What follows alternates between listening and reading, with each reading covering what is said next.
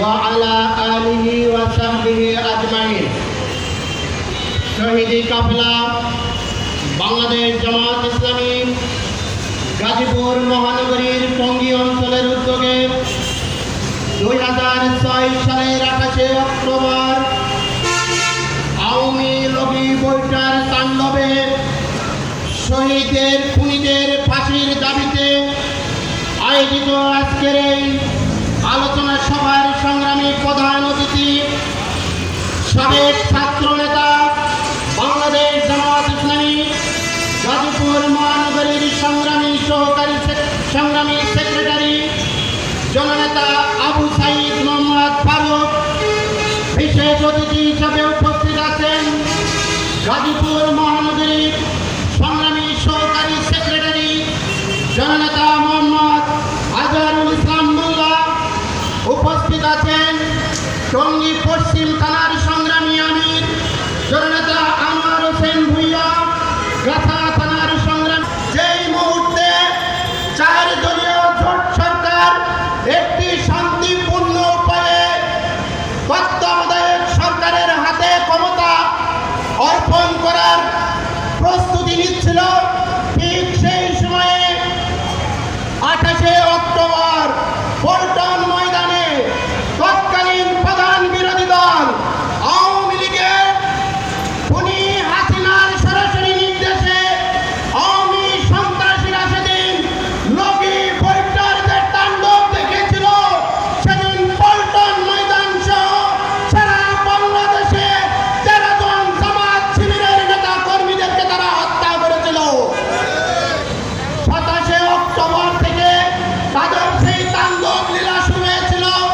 28 October এবং 29 October পর্যন্ত তাদের সেই ঘৃণ্য সেই সন্ত্রাসী তাণ্ডবকেরা তারা পরিচালনা করেছিল। তারা সেই 3 দিনে 27 জন সারা দেশে জামাত শিবিরের নেতা কর্মীদেরকে তারা হত্যা করেছিল। তারা সেদিন লগি বৈঠা দিয়ে শুধু মানুষ হত্যা করেই ক্ষান্ত ছিল না, আপনারা টিভি চ্যানেলের মাধ্যমে দেখেছিলেন লগি বৈঠা দিয়ে মানুষ হত্যা করে সেই লাশের উপর তারা যে নাট্যন এবং কীর্তন করেছিল, যেটা গোটা পৃথিবীর মানব সভ্যতার কাছে আওয়ামী লীগ সেদিন বাংলাদেশকে একটি হিংস্র জাতি হিসাবে উপস্থাপন করেছিল। সম্মানিত উপস্থিতি, সেই 28 অক্টোবর আওয়ামী লীগ যে তাণ্ডব লীলা চালিয়েছিল, তারা সেদিন প্রমাণ করেছিল তারা ইতিহাসের সবচেয়ে বড় বারবার, সবচেয়ে বড় হিংস্র এবং সবচেয়ে বড় নিকৃষ্ট জাতি। সম্মানিত উপস্থিতি, তারা সেদিন আওয়ামী লীগকে হিংস্র হিসাবে উপস্থাপন করে নাই, তারা সেদিন গোটা বাংলাদেশকে গোটা পৃথিবীর সামনে একটি বারবার জাতি হিসাবে উপস্থাপন করেছিল।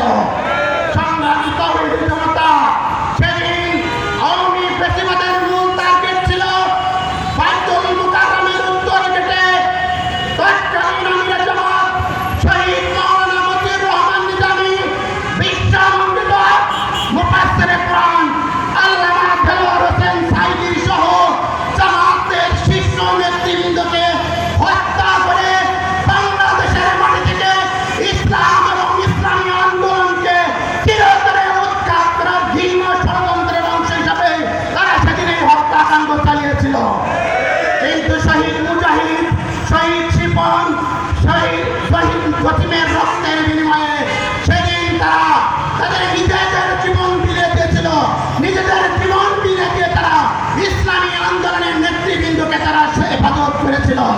সংগ্রামী উপস্থিতি, সেই 28 অক্টোবরে সেদিন তারা জামাত নেতৃবৃন্দকে হত্যা করার যে মিশন নিয়ে নেমেছিল, সেদিন তাদের সেই ব্যর্থতার পরে তারা সামনে আনে 71 ইস্যু, তারা সামনে আনে যুদ্ধাপরাধ ইস্যু, তারা সামনে আনে মানবতা বিরোধী অপরাধ। এই ইস্যুকে সামনে নিয়েছে 28 অক্টোবরে ব্যর্থ হয়ে তারা পরবর্তীতে 2009 সালে একটি পাতানো নির্বাচনের মাধ্যমে ক্ষমতায় এসে তারা এই ঘৃণ্য 71-এর বস্তা পচা ইস্যুকে সামনে এনে তারা জামাতের নেতৃবৃন্দকে ফাঁসি দিয়ে হত্যা করেছে।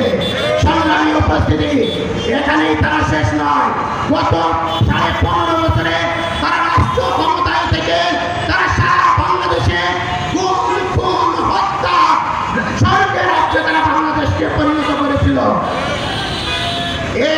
যখন ঢাকা বিশ্ববিদ্যালয় থেকে এই ফ্যাসিস্ট হাসিনার বিদায়ের দাবিতে যখন আন্দোলন হলো, আমাদের দেশের নিরীহ ছাত্র জনতার উপরে তারা পুলিশ দিয়ে, আর্মি দিয়ে, র্যাব দিয়ে, বিজিবি দিয়ে তারা গণহত্যা করেছে। তারা আকাশ থেকে হেলিকপ্টার দিয়ে গুলি করে আমার দেশের কওমি জনতাকে তারা হত্যা করেছে। একটা পর্যায়ে গোটা বাংলাদেশে এই ফ্যাসিস্ট হাসিনার বিরুদ্ধে যখন গণ আন্দোলন শুরু হলো, তখন তারা এই দেশ থেকে পালিয়ে যেতে বাধ্য হয়েছে। সংগ্রামী উপস্থিতি, আমরা বলতে চাই 28 অক্টোবরে তারা শহীদ মুজাহিদ শিপন জাতিনদেরকে হত্যা করেছে। গত 15.5 বছরে তারা শহীদ নিজামী মুজাহিদ কামারুজ্জামানকে হত্যা করেছে। তারা 2024-এর আগস্টের আন্দোলনে তারা 1400 এদেশের তৌহিদি ছাত্র জনতাকে হত্যা করেছে। কিন্তু তারা এদেশের প্রতিবাদী কণ্ঠকে তারা স্তব্ধ করতে পারে না। তারা এদেশের তৌহিদি জনতা ইমানি চেতনাকে তারা ন্যূনতম দুর্বল করতে পারে না। বরং আমরা বলতে পারি 28 অক্টোবরে লোকিত তাণ্ডবের মাধ্যমে আমাদের নেতৃবৃন্দকে হত্যা করেছে, আমাদের আমিরে জামাত সহ শীর্ষ নেতৃবৃন্দকে হত্যা করেছে। আজকে তাদের শাহাদাতের সেই রক্তের বিনিময়ে বাংলাদেশের মাটি আজকে ইসলামী আন্দোলনের দুর্জয় ঘাঁটি হিসাবে পরিণত হয়েছে। এই দেশ থেকে পালিয়ে যেতে বাধ্য হয়েছে।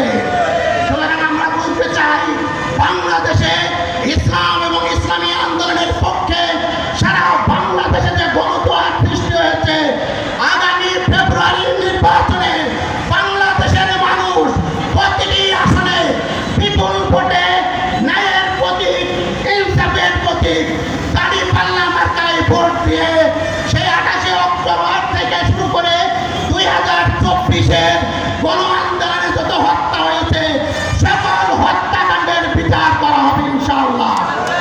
সম্মানিত উপস্থিতি, আমরা বলতে চাই, সেই গণ আকাঙ্ক্ষা নিয়ে 2024 সালের গণবিপ্লব হয়েছে। সেই গণ আকাঙ্ক্ষা নিয়ে আওয়ামী ফ্যাসিস্টকে দেশ থেকে বিতাড়িত করা হয়েছে।